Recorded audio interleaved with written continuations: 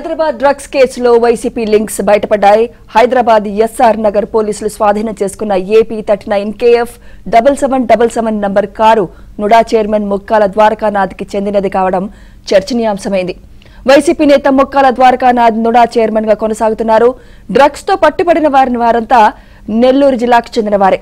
వారిలో బడాబాబుల కుమారులున్నారు. ఎవరికి వారు తమ కుమారులని కాపాడుకునేందుకు రాజకీయంగా విశ్వ ప్రయత్నాలు సాగిస్తున్నట్లు తెలుస్తోంది.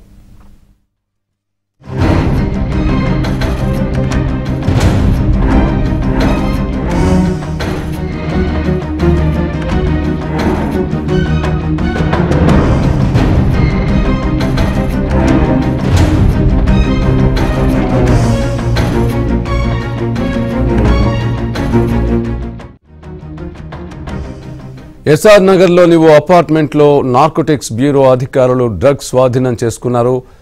బర్త్డే పార్టీ కోసం గోవా నుంచి డ్రగ్స్ తెప్పించారు. నిందితులు నెల్లూరు జిల్లా వాసులుగా గుర్తించారు. 12 మంది బీటెక్ విద్యార్థులు, సాఫ్ట్వేర్ ఉద్యోగులను అరెస్ట్ చేశారు. స్నేహితుడు ప్రేమ్ చంద్ బర్త్డే కోసం సంపత్ గోవా నుంచి డ్రగ్స్ తెప్పించినట్లు అధికారులు తేల్చారు.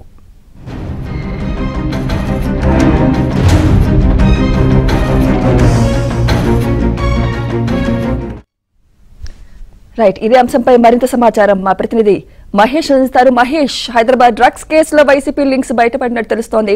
పూర్తి అప్డేట్స్ తెలియజేయండి మహేష్. సుమిత్ర, నెల్లూరు జిల్లాలో అన్ని మాఫియాలతో పాటు డ్రగ్స్ మాఫియా కూడా ఇటీవల కాలంలో పెట్టలేకపోతున్నటువంటి పరిస్థితి ఉంది. ప్రధానంగా చూస్తే ఈ రోజు హైదరాబాద్ ఎస్ఆర్ నగర్ పిఎస్ పరిధిలో పట్టుబడిన వారందరిలో కూడా నెల్లూరు వారు కావడంతో నెల్లూరు జిల్లాలో కలకలం రేగింది. ప్రధానంగా అక్కడ వాళ్ళు అదుపులోకి తీసుకున్నటువంటి, స్వాధీనం చేసుకున్నటువంటి కారు ఏపీ 39 KF 7777. ఈ కారు వైసీపీ నేత నుడా చైర్మన్ ముక్కాల ద్వారకానాథ్కి సంబంధించిందిగా తెలుస్తూ ఉంది.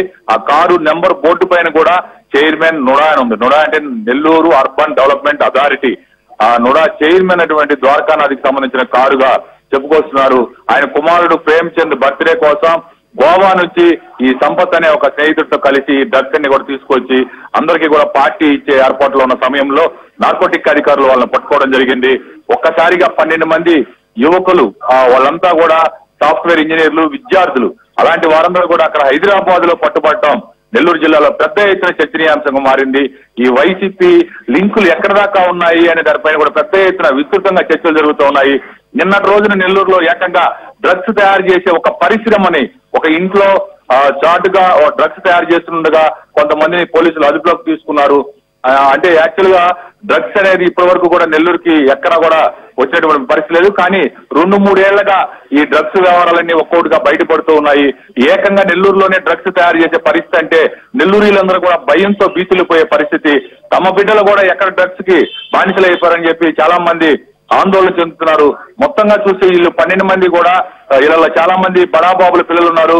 వాళ్ళని రక్షించుకునేందుకు, ఆ కేసుల నుంచి తప్పించేందుకు రాజకీయంగా చాలా పెద్ద ఎత్తున ప్రయత్నాలు సాగిస్తున్నారు. కానీ ఇప్పటికే కేసు ఫైల్ అవడంతో నార్కోటిక్ అధికారులు ఒక వ్యూహాత్మకంగా వాళ్ళని అదుపులోకి తీసుకోవడం, కేసు నమోదు చేయటం, వెంటనే కేసు నమోదు చేయటం వల్ల ఏమీ చేయలేనటువంటి పరిస్థితిలో ఉన్నారు. మొత్తం మీద వైసీపీ పెద్దలు కూడా దీనికి సంబంధించి లింకులు ఉన్నాయి. అలాగే నిన్నటి రోజున చూస్తే డ్రగ్స్ తయారీ కేంద్రం నిందితుల్ని పోలీసులు అరెస్ట్ చేయడం నెల్లూరులో.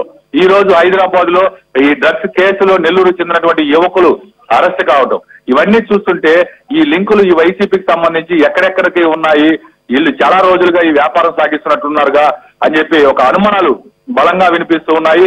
గతంలో కూడా క్రికెట్ బెట్టింగ్ సంబంధించి కూడా నెల్లూరులోనే బడాబాబులందరూ కూడా నెల్లూరులోనే ఉన్నటువంటి పరిస్థితి. వాళ్ళందరూ కూడా పోలీసులు అప్పట్లో అరెస్ట్ చేయడం జరిగింది.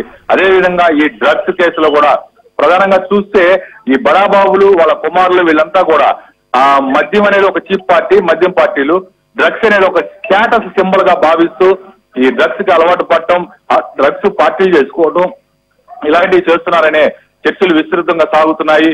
ఈ రోజు నెల్లూరు జిల్లాలో రాజకీయంగానే కాదు, జనాల్లో కూడా, అలాగే ప్రజా సంఘాల నేతలు, ఇతరులు, వీళ్ళందరూ కూడా ఒక్కసారిగా దీనిపైన చర్చ సాగుతూ ఉంది.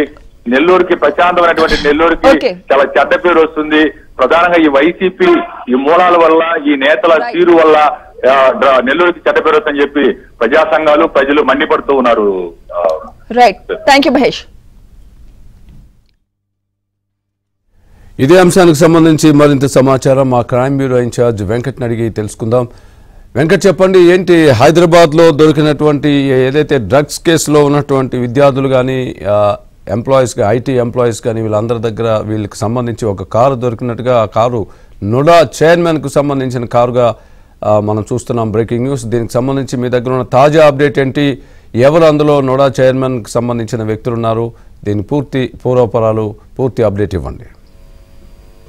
స్వామి, ఏదైతే ఈ రోజు సాయంత్రం ఎస్ఆర్ నగర్ లో పట్టుబడ్డ డ్రగ్ కేసు అనేక మలుపులు తిరుగుతుంది. ఎందుకంటే దీంట్లో పట్టుబడ్డ వారంతా కూడా నెల్లూరుకు చెందిన యువకులుగా ఉన్నారు. వీళ్ళంతా కూడా హైదరాబాద్ లో కొంతమంది సాఫ్ట్వేర్ కంపెనీలో పనిచేస్తుండగా మరి 12 మంది ఇంజనీరింగ్ విద్యార్థులు కూడా ఉన్నారు. అయితే వీళ్ళందరినీ కూడా కస్టడీ తీసుకున్న నార్కోటిక్ బ్యూరో అధికారులు వీళ్ళందరినీ కూడా ఎస్ఆర్ నగర్ పోలీసులకు అప్పగించారు. అయితే పోలీసుల దర్యాప్తులో ఆసక్తికర విషయాలు వెలుగులోకి వస్తున్నాయి. అంతా కూడా నెల్లూరుకు చెందిన బ్యాచ్ గా గుర్తించిన తర్వాత ఈ నుడా చైర్మన్ సంబంధించిన వాహనం సీజ్ చేయడం తోటి అసలు కథంతా మలుపు తిరిగింది. అయితే పోలీసులు మటుకు కొద్దిసేపటి క్రితం ఒక ప్రెస్ రిలీజ్ పంపించారు. అయితే మొత్తానికి దీంట్లో చూస్తే ఈ ప్రెస్ నోట్ లో మొత్తం వీళ్ళు పేర్కొన్న దాని ప్రకారము ఈ వైసీపీ నేతలు అయితే ఉన్నట్లుగా వీళ్ళు సమాచారం ఇస్తున్నారు. అయితే దీనికి సంబంధించి పోలీసులు జిల్లా అశోక్ యాదవ్ అనే పర్సన్ తో పాటు దుడ్డు రాజేష్ అనే ఇద్దరిని కూడా అక్యూజ్డ్ గా చేస్తూ కొద్దిసేపటి క్రితం ఒక ప్రెస్ రిలీజ్ చేశారు. దీన్ని బట్టి రాజేష్ అనే వ్యక్తి సన్ ఆఫ్